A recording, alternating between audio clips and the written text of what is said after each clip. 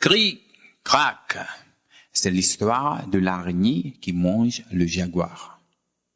Anansi l'araignée vivait avec sa femme Makuba et ses enfants, Ontiman, à Sengeho, à Panikitapun, dans un petit village, où un jour la famine leur rend visite. Ils n'avaient plus rien à manger et avaient très faim. Anansi est un homme qui n'aime pas avoir faim, mais n'aime guère travailler. En revanche, Anansi, il est très malin.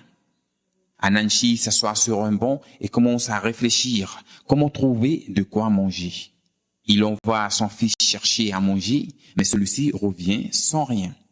Puis les deux autres enfants qui reviennent eux aussi bredouillent. Pour finir, il envoie sa femme Makuba, mais elle revient les mains vides.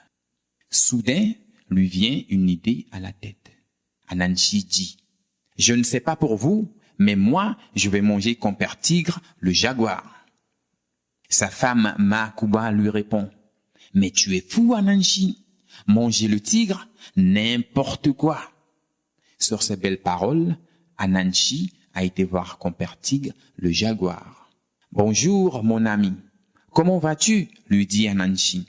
« Comme tu le sais, c'est la famine dans le village, il n'y a plus rien à manger. Mais moi, je sais que toi, tu as de quoi manger. Fais-moi un prêt.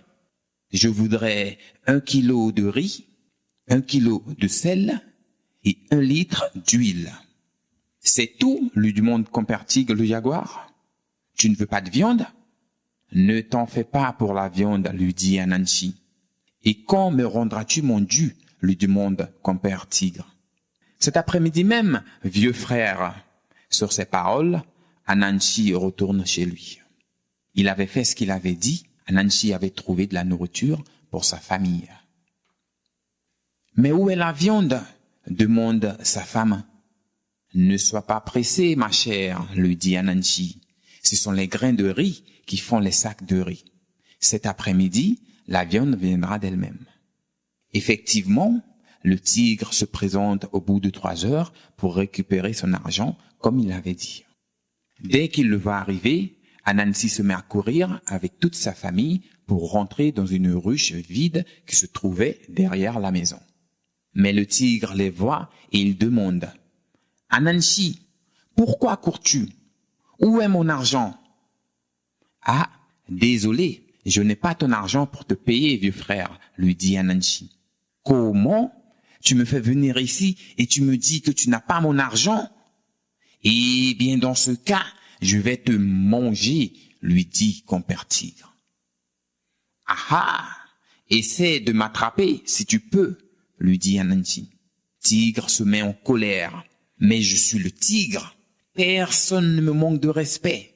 Je vais te le prouver de suite. » Tigre arrache la ruche de terre et la prend sur ses épaules. Derrière la maison d'Anansi coule une rivière où habite une anguille. Tigre lui demande: « Anguille, j'ai besoin de tes services. J'ai besoin d'aller chercher du bois pour faire un bon feu. Peux-tu me surveiller cette ruche ?» Anguille lui répond: « Oui, mais fais vite, car moi aussi j'ai affaire. » Le tigre s'en va chercher du bois, et pendant ce temps, Anansi et sa famille sortent de la ruche. L'anguille lui dit: « Anansi, où vas-tu?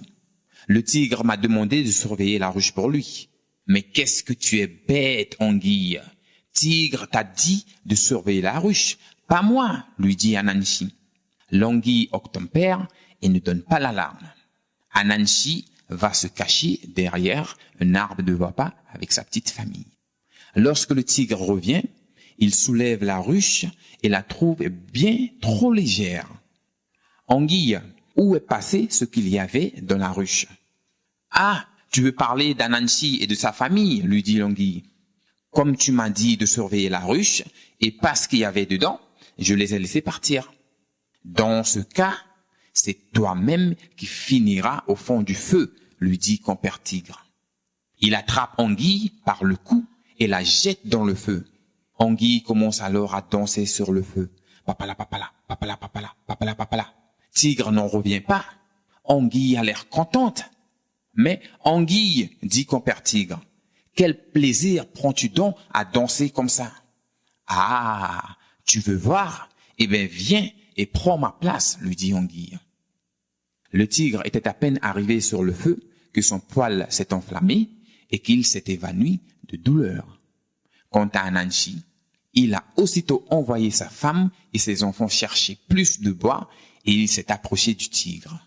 Muni d'une corde, il a alors attaché, bien serré, le tigre qui n'avait plus de poils et il a assaisonné avec du sel, du miel et du piment, puis il a commencé à le faire boucaner. Quand le tigre était bien cuit, toute la famille d'Anansi l'a dégusté. C'est alors qu'Anansi dit « Petit corps a pas maladie ». Ce n'est pas parce que quelqu'un est petit qu'il ne faut pas se méfier de lui.